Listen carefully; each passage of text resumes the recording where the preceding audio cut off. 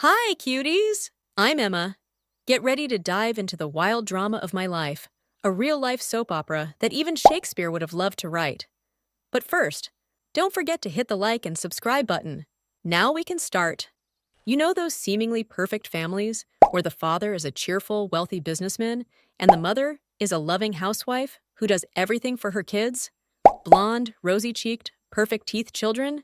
Yeah, me neither. Ever since I can remember in my life, it was only me and my mom, Emily. My mom loved me, but when it came to my dad, she went to great lengths to erase any trace of him, and she did a darn good job. Mom, I was wondering about my dad. What, Dad? Here, have a bag of candies. It was always like that with Mom. Have a bag of that. Or keep this stock of chocolates. Or, look, that marshmallow looks like Grandma Teresa. So instead of finding out anything about him, I just put on a lot of weight. Eventually, I stopped asking. Even my mom sensed that something was wrong with me. While the neighborhood kids played outside, I spent all my time cooped up in my room, reading books by myself. At some point, she must have thought that I needed a father figure, which was true, and decided to get one for me. Unfortunately, her dating life was so disastrous that it probably made Cupid consider early retirement for real. It was the same thing over and over again. It went like this. Emma, please let me introduce you to insert name my new boyfriend. We love each other so much. Of course. 2 weeks later, there we were, indulging in a second bowl of ice cream and watching Titanic with her sobbing uncontrollably on my shoulder. Jack, take me with you. We were supposed to stay together forever. Mom, you met him like a month ago. The best month of my life. But honestly, my mom had a PhD in ruining her relationships. All her boyfriends had shorter lifespans than a goldfish's memory. She would get bored of them and then find a way to sabotage the relationship. Magically, it was always their fault. Antonio, the chef, seemed like the perfect candidate. After all, who wouldn't want a dad who could cook 5-star meals? But then, can you believe it? He abandoned me all night to dine at a restaurant alone, preferring puff pastry over spending time with me. Mom, he works there. Then there was Markin. I thought a cop would keep us safe, right? But I was expecting a rose or a diamond. Instead, he gifted me a police scanner.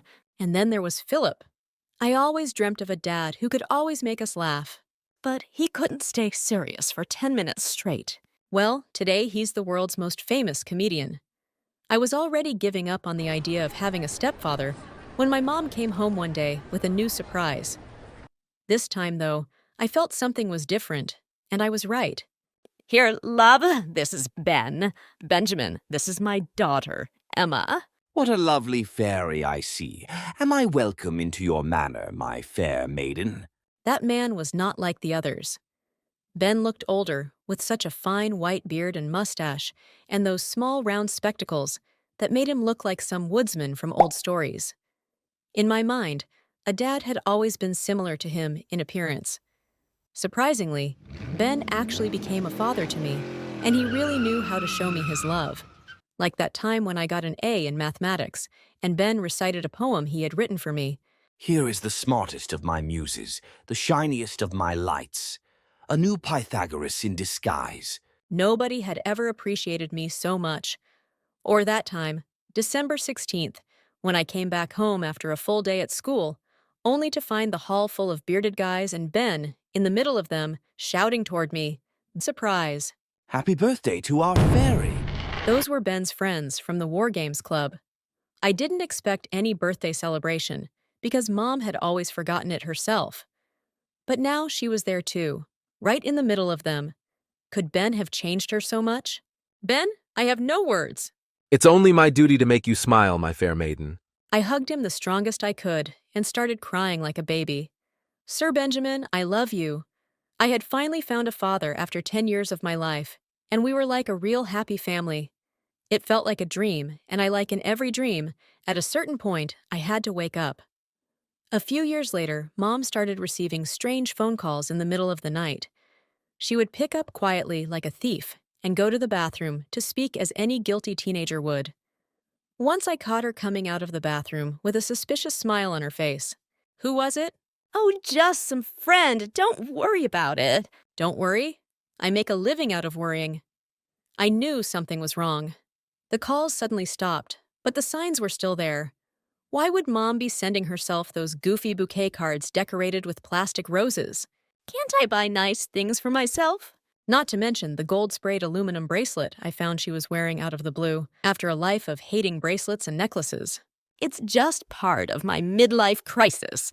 Or the giant heart-shaped balloon we suddenly had in the main hall, glittery as a disco ball, and red as love, or hell. Wrong address. Or maybe the wind brought it here. Yeah, like I'm that dumb. Then one morning, I was sick at home, searching in my mom's bedroom for her laptop, ready to consume my eyes in yet another Harry Potter marathon. Where is it? Axio laptop. What is this? There was a letter on my mom's nightstand. Strange. I haven't seen the postman in a while.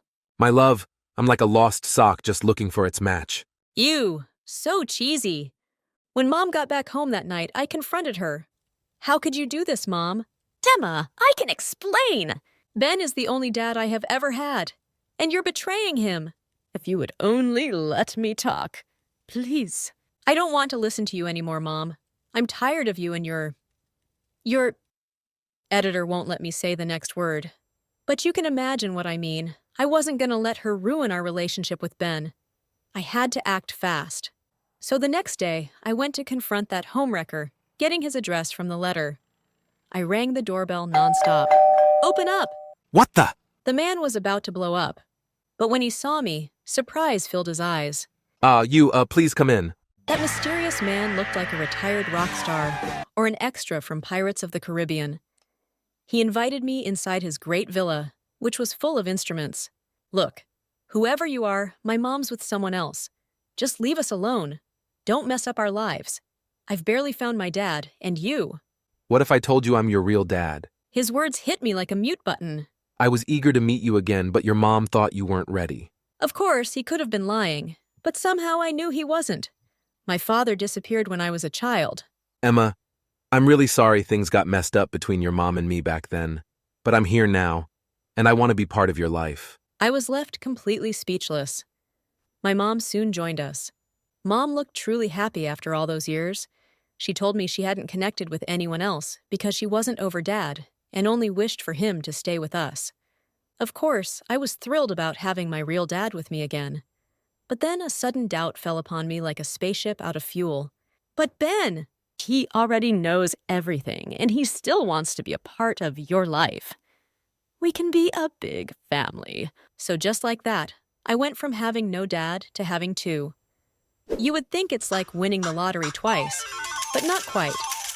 I felt overwhelmed and with a great weight on me. Before, I didn't have to worry about disappointing anyone. But now I had two dads who had high expectations of me, and let's say they weren't too fond of each other. Chris, lower the volume. Emma's studying. Oh, just jamming out, man. Rock star practice, you know. Oh, wow. But I thought rock and roll had been dead for a long time. Good music never dies. Besides, aren't you obsessed with knights and things from hundreds of years ago? Oh, absolutely. But unlike your music, knights never go out of style. Come on, guys. If you really think about it, rock stars and knights have a lot in common, like both loved leather and dying young. But while some wore armor and swords, the others used guitars and a lot of hairspray. That made a lot more sense in my head. Soon things went even further south. One day, they forgot to pick me up, and I had to walk home in the middle of a storm. When Ben saw me, he went mental. Chris, you were supposed to pick her up. I asked you to do one thing, as I had an urgent appointment. Oops, I totally lost track of time making these cookies to surprise her. Come try one, honey. As I reached for a cookie, Ben sprang into action like a movie hero, dove over the couch in slow motion, snagged it from my hand, and sent the whole tray flying. These have peanuts. Emma's your own daughter, and you don't even know she's allergic to peanuts? Or you just don't care? I don't even want to remember the fight that followed.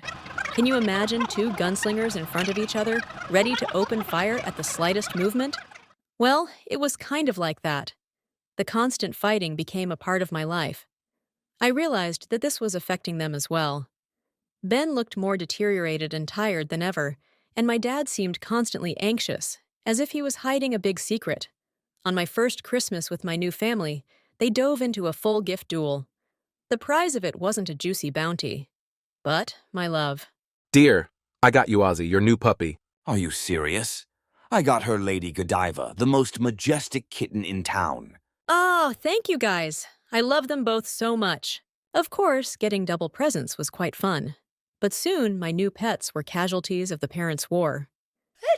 Lady Godiva was given away to our neighbor's children by my dad after he definitely saw me sneezing with her nearby. It was mid-December, by the way. A few days later, someone shaved Ozzy completely, making him a pink bear with a black nose. Oh, that's horrible. Nobody ever found the mysterious culprit. Then it came. December 16th, my birthday again. My dad must have known what Ben did on my last birthday and decided it was a good idea to outdo him at his own game. So he called all of his musician friends to blast a birthday party rock serenade for me. To my beloved daughter, you, all the people of the world, rock. This song is for you. But then, right before the concert started, another group of people appeared. Vikings, Romans, Celts. Who knows? They were an army of guys dressed for a historic recreation, waving toy spears. What is all this, Ben? There is a time for peace and a time for war, Chris. Men, be ready. Someone sounded a war horn, and my birthday soon became like the final battle of Endgame. But instead of aliens and superheroes fighting, I had cosplaying history nerds versus elderly musicians incapable of accepting the passage of time. A clash for the century. After watching the battle for a bit, I went home, all set to blow out the candles and dive into the cake. But I found my so-called perfect family in the middle of a loud argument. What are you even doing here, man? Emma's with her real parents. She doesn't need you anymore. This whole uncle situation is bizarre. That's true. Explaining it to people is a real pickle. Say what you want, but I've been her father longer than you. Well, he has a point about that. Her father? A history nerd with a Willy Wonka mustache? You must be joking. I don't think Willy Wonka has a mustache. My mother's mediation skills are truly out of this world. Why don't we let her decide then? Oh, no! Yeah, she's old enough to decide who should be your dad. No, I am not. Mom, you are my last hope. Please stop this madness. Maybe that's for the best. Thanks for nothing, Mom. So that's how it is? You're piling your responsibilities onto me. Why can't you guys understand? I want both of you in my life. But if you can't handle that, I'd rather have neither than choose between you two. I was ready to storm out, but then my dad said something really strange. Are you happy, Ben? This was your master plan. First you found me. Then you invited me to your cosplay parties and made me realize that I should get back with Emily. Why did you do all that if you didn't want me here? Everybody's eyes went on Ben at those words. Mine too. What was all that about? You're absolutely right, Chris. I shouldn't be here at all. I'm really sorry, Emma. Then Ben darted away, leaving things abruptly. What the hell is going on? I ran after Ben just in time to catch him while he was already at the park, gasping. He doesn't look too good. He fainted the very next moment. Ben!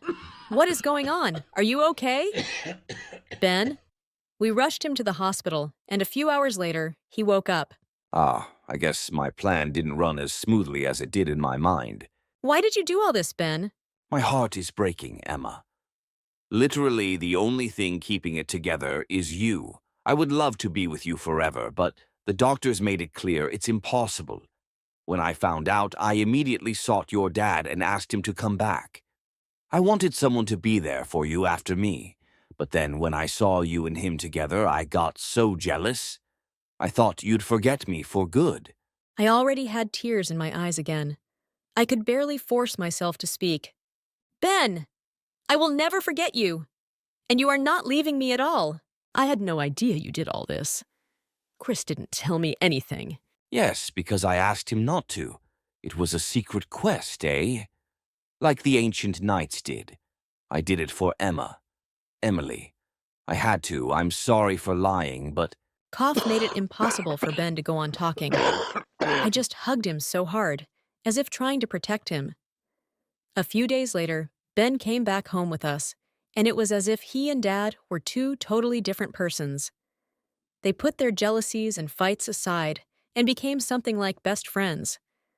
Dad even helped and cared for Ben throughout his illness. One night, when they thought Mom and I were sleeping, I overheard them talk. I will never be able to thank you enough for bringing me back to my family. What you did is just... It's okay, Chris. You're a great man. I'm just happy you are in Emma's life. You both deserve each other. They hugged before wishing each other good night. I went to sleep with the biggest smile I had ever worn in my entire life. Now a lot of time has passed, and a lot of things have changed. I'm not a child anymore, and my groom is in front of me, waiting for my, yes, I do. Mom and Dad are by my side, happily together and smiling at me. And even if I can't see you in the same way, Ben, I know you are here too, sitting silently between the seats of this splendid church and looking at me with your peaceful gray eyes. You are as real as the photo of you I have inside of the pearl-shaped necklace I always keep by my heart, as I have promised you. I never forgot you, Ben. All that you did for me, from your silly poems to the way you tied my shoes. You will always live with me. You'll always be my guardian angel. And I am your fair maiden. Hi, my name is Luna, aka the Vampire Girl, and it's all because I had the meanest parents. But before I continue, please like and subscribe. I grew up in a normal family in a small town in the Netherlands. But as I got older, I realized that my parents were not just normal. They were actually weirdos. I had never seen them leave the house, like going out for work or buying supplies. What was most annoying was that they often whispered to each other about something extremely mysterious. You might wonder how we could survive. Well, a box of supplies would mysteriously arrive every week, and I had never seen the delivery man. Every day, Dad would spend hours reading the newspaper and circling stuff on it with a red marker.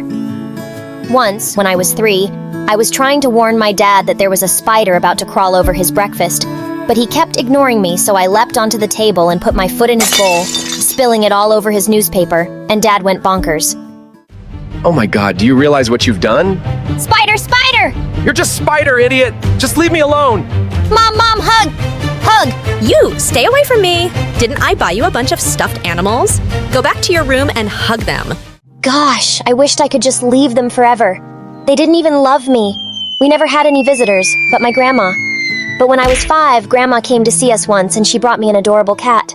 I was so happy. A rare creature is about to live in my house. But of course my parents are just being themselves. We already have Luna. It's hard enough to take care of her. No, just take it back, please, Mom. No freaking way! I ran up to my room with the cat and slammed the door shut. But when I woke up in the morning, my cat had flown away, even though it didn't have wings. I looked all over the house. Nothing. I just knew my parents had gotten rid of it. I screamed and cried, but they said they didn't know anything. Liars! I made a bold decision to run outside and search for my kitten. This was the first time I was breaking my family's rules. But that didn't matter anymore, because I had decided I was never going back to this house. It was a really sunny day, and as I kept running, my skin suddenly started turning really red and itchy. Oh, my body's getting scorched by the sun! I let out one huge scream and fainted. When I woke up, I was lying on my bed. In the room were the doctor and my parents. The doctor said I had a rare condition and advised my parents to absolutely prevent me from any exposure to sunlight. See? That's what happens when you don't take our advice. No, that's not true. That can't be right. My parents might be weird, but doctors aren't. Besides, the sun almost killed me, and I never want to go through that horrible feeling again. So after that, I refused to let a single ray of sunlight touch my body, not even indoors. I covered myself from tip to toe, socks, trek pants, hoodie, and a face mask. Only my eyes were visible. The weirdest people like my parents almost fainted when they first saw me running around the house like a little ninja. From nightfall is when I felt safe to remove my costume. I never go outside during the day because I think the outfit isn't thick enough. I even insisted on being homeschooled. But when I turned 15, my parents decided to let me attend regular school. Are you serious? Do you want me to die? I'm allergic to the sun, you know. I'm fed up with that ninja outfit. After all these years, your condition is probably completely healed by now. I'd rather jump off a cliff than listen to you. If you keep behaving this way, I swear I'll send you to your aunt's place in Norway. There's only sunlight there for 6 months. Gosh, they were unbelievable, and they thought I didn't know about their plan. Fine, but don't think I won't wear this costume to school. I will! It's been years since you last walked in the sun. I can feel the heat slowly getting inside. And when people say you're weirdos for dressing me up like this, just know that you asked for it. I joined school in the 10th grade, and the minute I entered the classroom, everybody started laughing and whispering things like weirdo and freak. I chose the seat farthest from the window and kept my mask on all the time.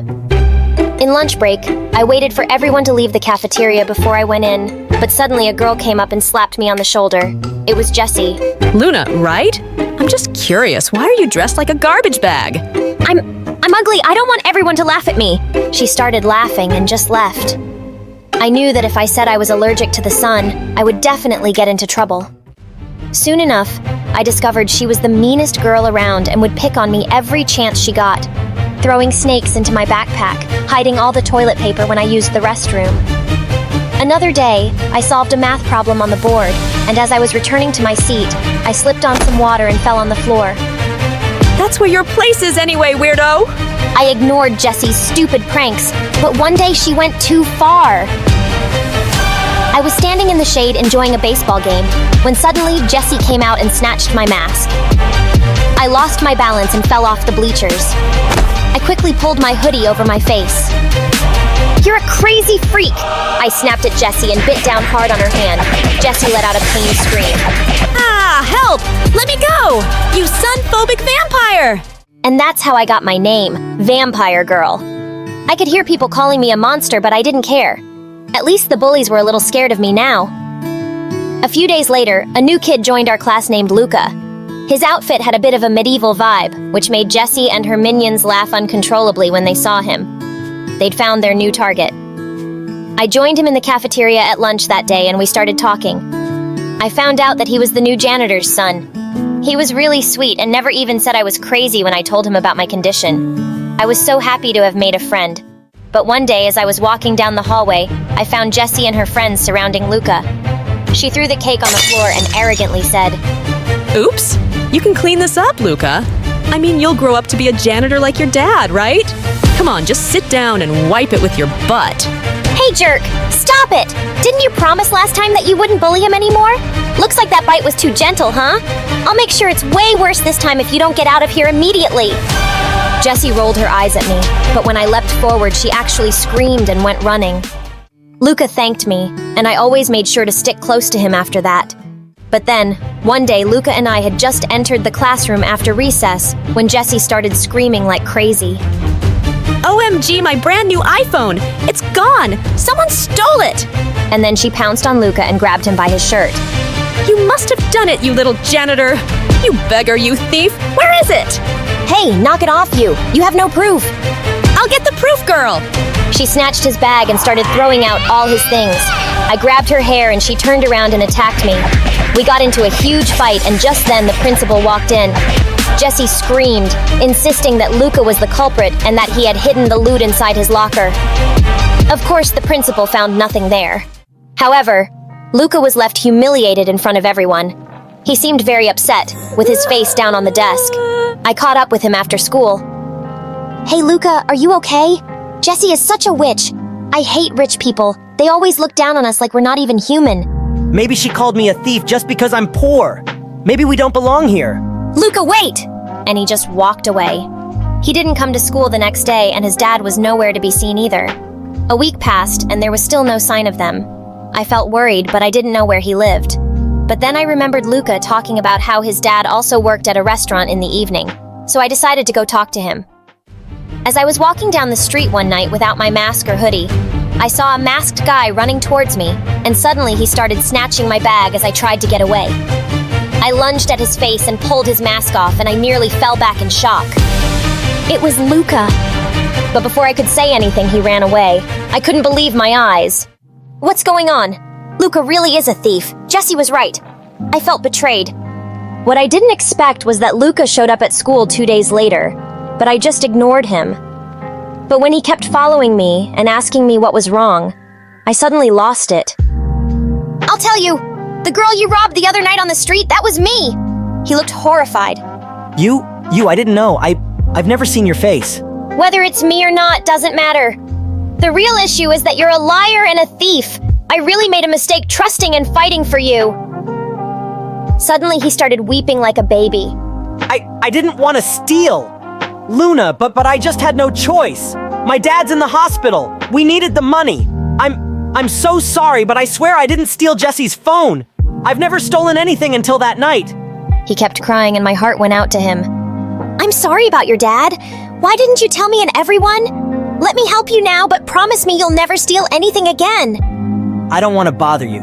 I don't want everyone to see me as poor or suspect me of stealing. Don't worry about that, Luca. People are better than you think. I immediately went to talk to the school principal. Together, we planned a fundraiser for Luca's dad. Within a day, we raised all the money Luca needed for his dad's treatments and even more. The biggest donors were Jesse's parents. They kept praising me at the fundraiser for arranging the event, and this made Jesse even angrier. Don't let it get to your head, Luna. You're still a freak and you could never be me. As if I want to be. What's so special about you anyway, other than being super dumb? Excuse you. I've been prom queen for the last 2 years. You could never. Oh, that's cool, but things changed once I got involved. Haha, seriously, it's prom, not some freak Halloween show. You'll never beat me, stupid vampire. Luca whispered into my ear. Don't argue with the girl who hasn't even seen your face! I bought a beautiful dress for prom since it's tonight. It was the first time anyone in school would be seeing me without my mask and hoodie. As soon as I entered the hall, I saw people turning around and asking each other who I was. Just then, Luca came to me and took my arm.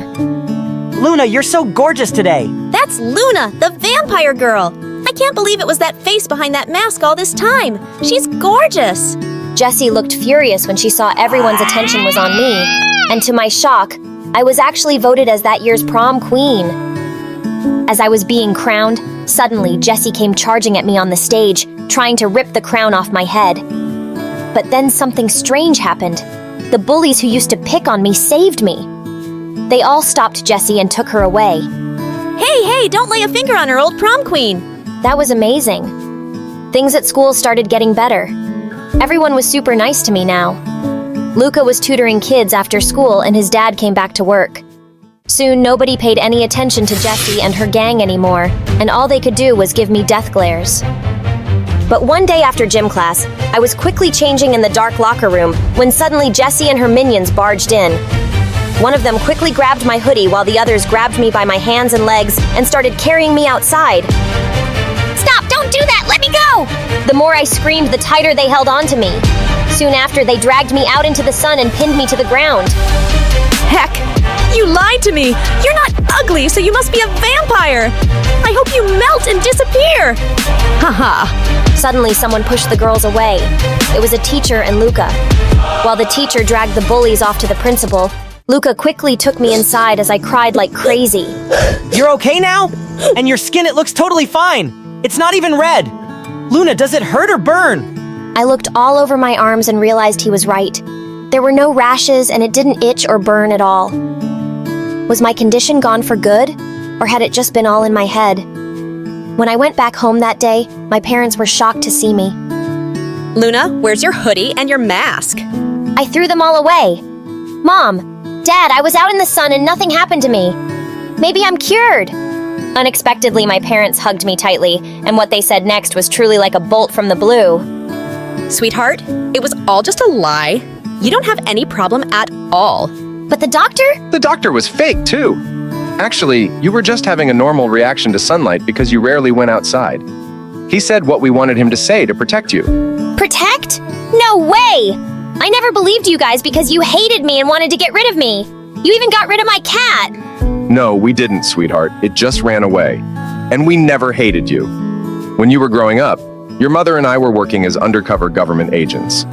Our actions and work might have made you feel ignored. What? Moreover, we didn't want the enemy to discover our identities. That's why we had you wear a mask and hoodie when going outside. What? My parents were secret agents. That was the last thing I'd ever expected. But suddenly their weird behavior made sense. I wish you'd told me sooner. I could have kept everything a secret. Just the two of us enduring was more than enough. We always wanted you to live comfortably and not have to worry. We're sorry, Luna. We should have been better parents to you. We love you so much. I love you too, guys. Hi, I'm Ella, and this is my story. Please like and subscribe. My twin sister Aria and I look identical in every way, right down to the dimple on our left cheeks. And I hate it. Anyone who thinks it's cool to be identical twins is stupid. Mom and Dad thought it was super cute to dress us up in matching outfits all the time. But growing up, it started getting so annoying. No one could tell us apart, not even her parents, so they just called us the twins or the girls. It's like I had no identity of my own. I was just part of a pair. Yeah, we got a lot of buy one, get one free jokes. Also, it was everyone's favorite game to try and spot any differences. I think this one's shorter. Her nose is bigger, right? Her ears stick out more. Also, if I pinch your cheek, will your twin feel it? If I punch your face, will your mother feel it? You're basically a part of her. We were in the same class in school, and we did all the same extracurricular activities. And there was always so much pressure not to be the worst twin, because everyone made that instant comparison. Ella got an A on her maths test. Why do you have a C, Aria? Aria beat you in that race. By your mind, Ella, aren't your legs just as long? Why was it so hard to understand that we didn't have matching abilities to go with our matching faces? But by 4th grade, our personalities started changing. I was academically stronger, but Aria was more athletic. We'd both been attending dance classes since we were kids, but I eventually dropped out because she was clearly better. I started slipping into the quiet nerd mold while she was more outgoing and loud, so she always got more attention. Like on our 10th birthday, Aria got her way, and the whole party was Hannah Montana themed. All my Harry Potter requests were ignored. Mom had baked our birthday cake and it read, "Happy birthday to our beautiful beauty, Aria and Elle?" Mom, what happened to my name? Aria told me she wanted this text on the cake, honey, and there just wasn't enough space left. Our classmates were gathered around Aria as they danced away to her playlist. I spotted a new kid sitting in a corner and playing some game. Hey, you think this party sucks as much as I do? Yeah, kinda. Sorry, wanna play? I was having a really good time till Aria and her friend started a crazy water fight and attacked us too. And they ruined the boy's gaming console. He left the party crying and never talked to me again. Yeah, Aria always found a way to ruin things for me. Then one day in 7th grade, we found Mom waiting for us at home with an envelope each. Oh my god, no way! You signed me up for the tween beauty pageant? Oh, thanks, Mom. A flyer for the middle school mathletes? Well, what do you think? One for my beauty and one for my brainiac? It's perfect! It's fine, I guess. From then on, my sister got more and more popular, and I became more invisible. By the time we were in high school, Aria's pageant trophies were on full display all over the house, while my mathlete trophies collected dust in my room. My parents clearly loved to show her off more. Well, at least my mathlete's teammate Eugene thought I was really cool. The way you gave that answer right before the buzzer went off. Ugh, what an adrenaline rush. You're so smart. You're too nice, Eugene. And you're like a 45-degree angle, you know? 'Cause 45 degrees is an acute angle. You're a cutie. Aha, yeah, good one. So I was thinking, maybe you'd like to have my phone number? I was only half listening because just then, the football team captain Justin walked into the cafeteria. Man, he was some descendant of Hercules, just sheer perfection. I'd never have the guts to say hi to him, and he'd never notice me. Ella? Yes, sure. I'll take your phone number. So you'll call me then? If the need ever arises, then definitely, yes. Thanks, buddy. I gotta go to class now.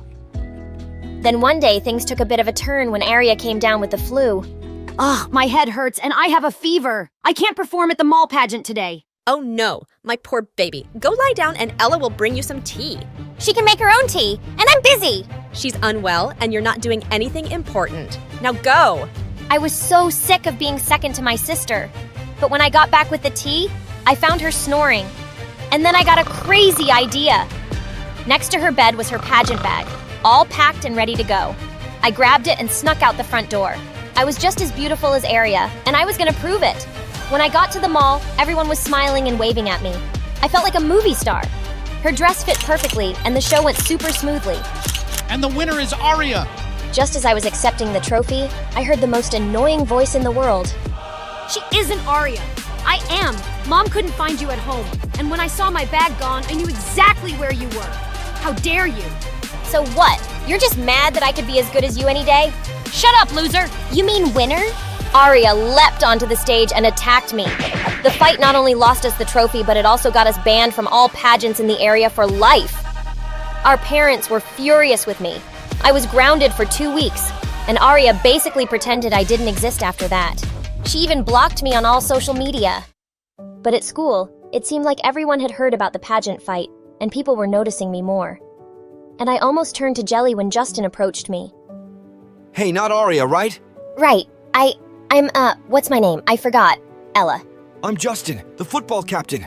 I love that gutsy stunt you pulled at the mall yesterday. We're having cheer tryouts tomorrow. Why don't you come too? Cheer tryouts? Sure, I'll be there. Perfect. But, change your look or something. I want to be able to tell you apart from Arya, okay? Sure, Justin. I've wanted to change my look anyway. I was so excited for a fresh start that at home, I looked up some videos online on how to cut my hair. I decided bangs would be easiest, so I went to the bathroom, plugged in my dad's electric razor, and cut myself some bangs. And they turned out super cute. That was until they moved a bit and I saw that I'd shaved off my eyebrows too. I was horrified. There was no way I could go to tryouts looking like that. I couldn't even leave the bathroom looking like this.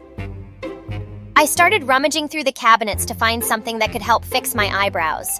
I found a bottle of spray-on hair that my dad sometimes used to cover his bald spot. I aimed it at my forehead and sprayed, but it made me look like a caveman with a bushy unibrow.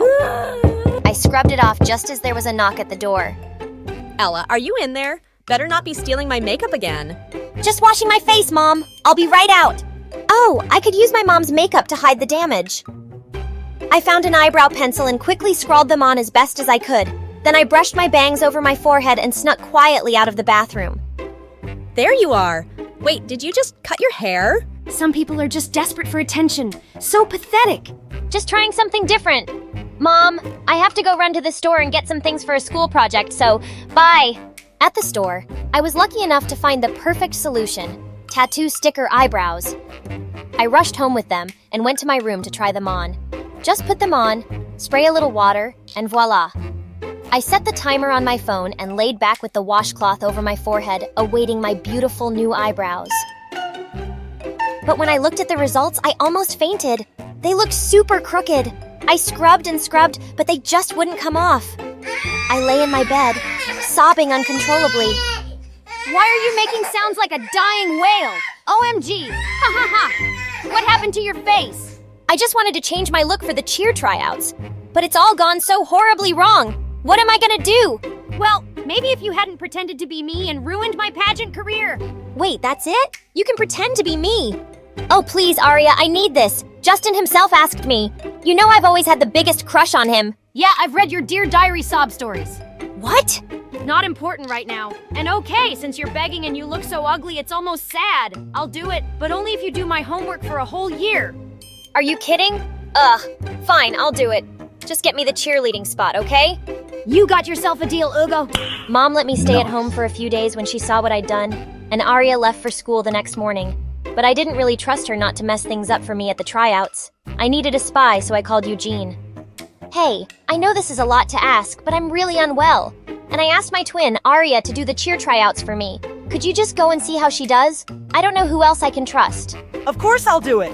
Want me to drop by later with some soup too? We could watch some Luna's videos, or I could show you my cat's pictures. That sounds amazing! But what I have is really contagious. So you'll report to me soon, right? You betcha! You're the best, Eugene! Eugene's report tallied with what Arya told me. She'd performed a flawless audition, and I was in.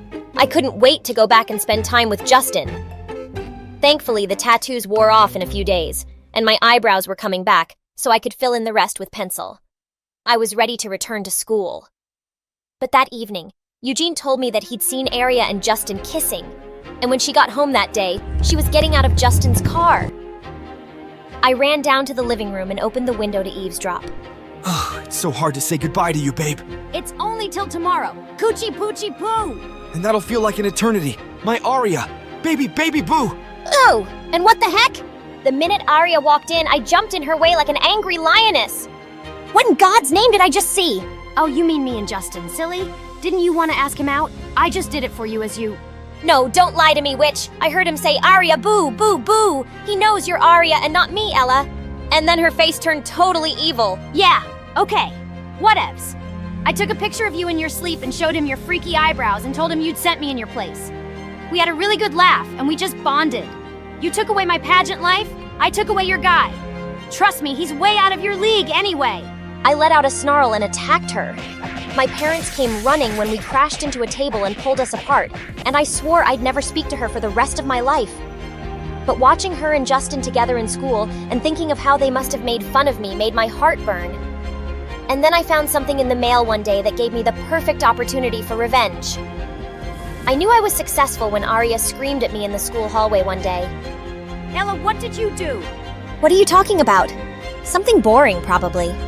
Why do I have a rejection letter from the dance academy of my dreams which says that my audition was way below their standards? I never went to any audition. Oh yeah, that. See, I received the invitation for the audition, and I decided to go as you. Now, I haven't danced in a really long time, so I was kinda rusty, but I thought I did an impressive chicken dance. I will kill you! Well, that was effectively the end of our relationship. Somehow, it didn't feel as good as I thought it would. No one at home was talking to me now, and even Eugene seemed distant. Am I imagining it, or are you avoiding me? No, Ella, you're not. I just don't like what you did to your sister. What? She started it! No, you started it when you went to the pageant as her. You don't really know everything about us, Eugene. It gets really tiring being overlooked and invisible. Actually, I do know something about that. I literally joined the mathletes to get close to you. I dropped every possible hint that I like you. And you're not so dumb that you didn't pick up on it. But you just used me when you needed me. And now you need me again. 'Cause I'm guessing other people in your life aren't talking to you. Well, I have a little more self-respect than that. Goodbye, Ella. The last few months of high school were really lonely. Arya got into an amazing dance school across the country, but she still didn't seem willing to forgive me. And even though we hadn't gotten along in a really long time, I felt sad that she'd be out of my life soon. But during the summer break, Arya suddenly fell really sick. After a number of tests, the doctor told us that both her kidneys were weak and she needed a healthy one soon. And of course, I was a perfect match. No freaking way! I'm not taking your kidney! Are you crazy? Listen, guys, can you give us a minute? When my parents and the doctor left, I turned to her. Look, you need this, okay? I know I did some awful things, and I'm really sorry. And for better or for worse, you're my other half, and I can't lose you. So just shut up and stop smirking, and you're taking my kidney. Say you're my better half, Arya! Don't push it! Okay. I know I haven't been very nice to you either, and I'm sorry too. I didn't even like Justin that much, so thank God he cheated on me and we broke up. Serves you right. Which reminds me, I gotta call Eugene before the surgery and apologize to him too. What kind of name is Eugene? That's Latin for ugly girl? While Latin is a dead language, Arya, much like your love life, some things never change, do they?